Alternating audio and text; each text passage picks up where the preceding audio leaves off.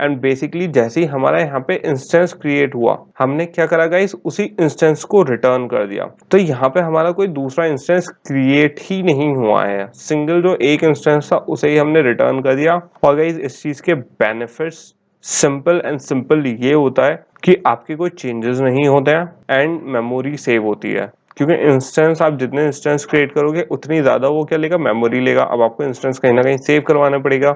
अब इसके भी अलग अलग पार्ट होते हैं, लेजीनेस इंस्टेंस एंड और भी कुछ पार्ट होते हैं, वो मैं आगे आपको डिटेल में बताऊंगा कि इंस्टेंस कैसे क्रिएट करते हैं, कितने टाइप के इंस्टेंस होते हैं, run time instance and single instance create करते हैं, क्यों क्रिएट करते हैं। ओके, बेसिकली मेमोरी सेव होती है और आप इसे कितनी बार भी रीयूज कर सकते हो इंस्टेंस को।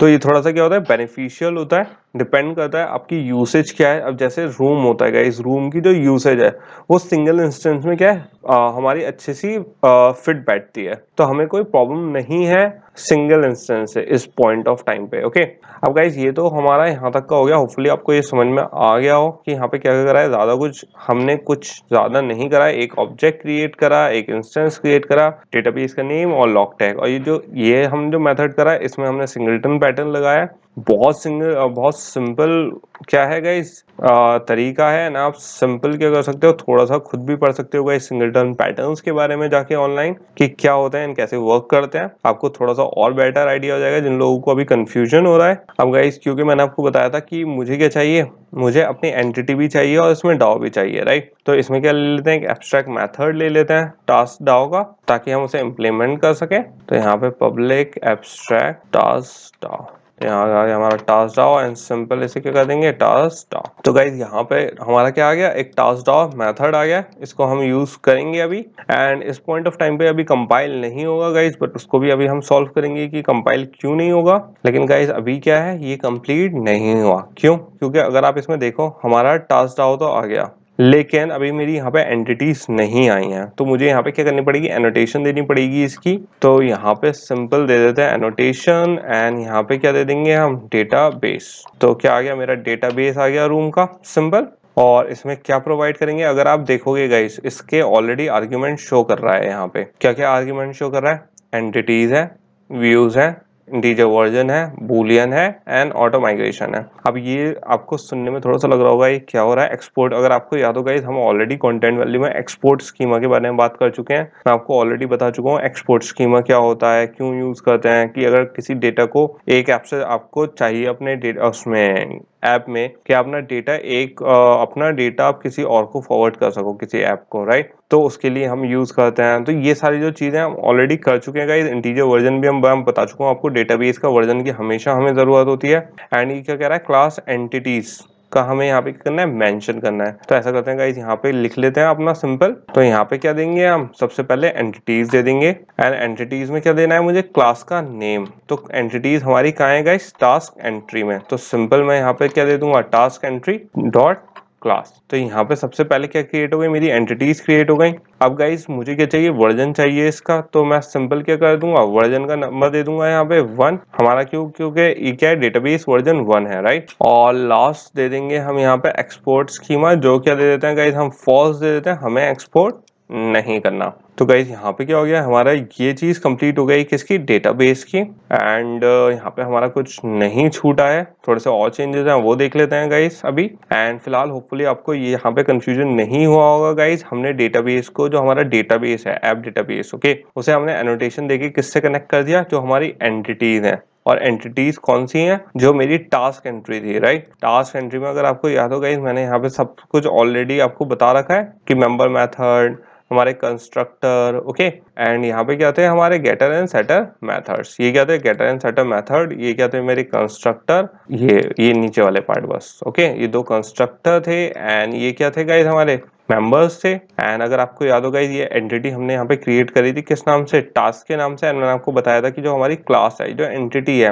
ये रेफर किससे होगी, टास्क एंट्री के नाम से। बट जो टेबल का नेम होगा वो क्या बनेगा, टास्क। तो यहाँ पे हमने सिंपल क्या करा है, उन एंटिटीज को उस एंटिटी क्लास को रेफर करा है। अब गाइस इस चीज का हमेशा ध्यान रखना, मैंने अगर यहाँ पे टास्क एंट्री डॉट क्लास लिखा है, लेकिन जब ये नेम फेच करेगा तो ये फेच क्या करेगा, जो हमने यहाँ पे नेम दिया है, क्या, टेबल का जो नेम दिया है टास्क। क्योंकि ये जो हमारी क्लास नेम है, ये सिर्फ क्लास नेम है, जो लिंक्ड है किससे, हमारे टास्क वाले टेबल से। ओके, एंड यहाँ पे हमने डेटाबेस का वर्जन दिया, एक्सपोर्ट स्कीमा दिया, कुछ नया नहीं हुआ है गाइस, चीजें वही हैं बट थोड़ी अलग तरीके से, क्योंकि अब क्या कर रहे हैं गाइस, हमें सिंगल ऑब्जेक्ट के थ्रू एक्सेस करना है। इस चीज का हमेशा ध्यान रखना गाइस कि इंस्टेंस जब आप क्रिएट कर दोगे तो आप इसमें, क्योंकि हम सिंगल ऑब्जेक्ट के थ्रू एक्सेस करेंगे। अब चलते हैं किस पे, नेक्स्ट पार्ट पे, एंड देख लेते हैं वो कैसे पूरा होगा।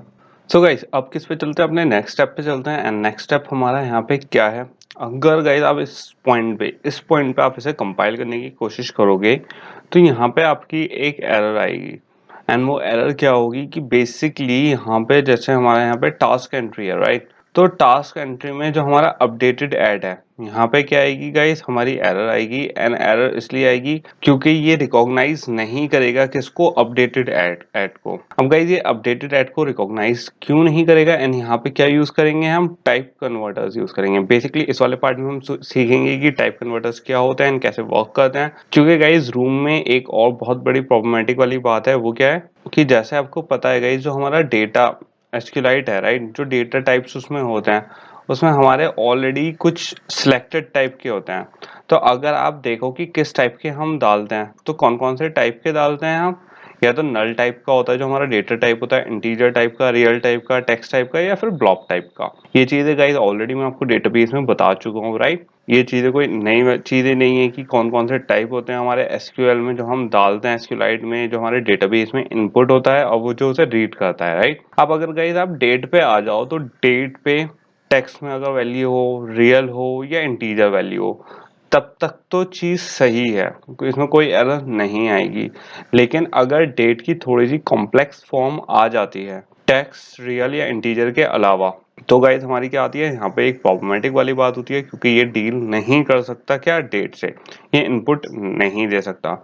तो गाइज यहाँ पे बेसिकली जो हमारी ये डेट है, ओके, ये किस टाइप में ले रहा है, क्योंकि डेट टाइप में ले रहा है, तो गाइज ये क्या करेगा, इसे प्रोसेस नहीं कर पाएगा, इसलिए क्या आएगी, यहाँ पे एरर आएगी।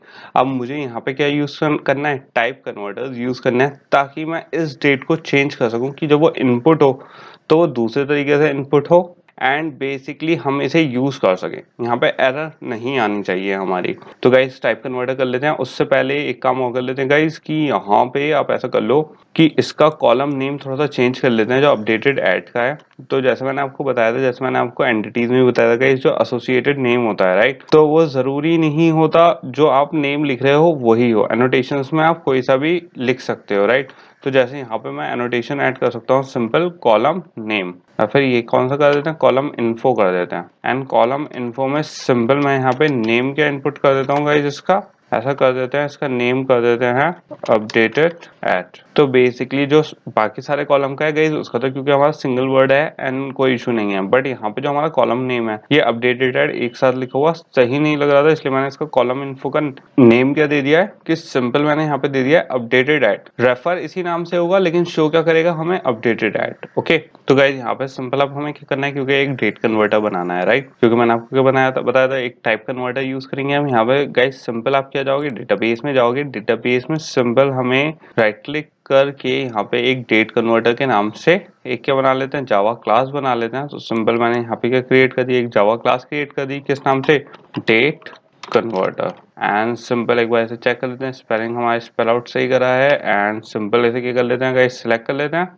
अब यहाँ पे सिंपली गाइस क्या बना लेते हैं, दो मेथड बना लेते हैं अपने, जो हमें क्या यूज होगा, डेट को कन्वर्ट करने के लिए हम यूज करेंगे। तो यहाँ पे सिंपल पब्लिक स्टैटिक एंड क्या ले लेंगे गाइस, डेट ले लेंगे, अपना डेटा टाइप ऑब्जेक्ट। तो यहाँ पे आ गई हमारी डेट, और यहाँ पे क्या ले लेंगे, इसका नेम ले लेंगे गाइस, सिंपल टू डेट। और इसमें क्या पास कर देंगे गाइस, अपने लॉन्ग टाइम का मैं आपको ऑलरेडी बता चुका हूँ कि हमें किस में मिलता है, टाइम स्टैम्प में मिलता है। तो यहाँ पे सिंपल टाइम स्टैम्प, ये आ गया हमारा टाइम स्टैम्प, ये आ गया कौन सा मेथड आ गया, डेट का। तो यहाँ पे सिंपल क्या कर देंगे गाइस, रिटर्न कर देंगे टाइम स्टैम्प।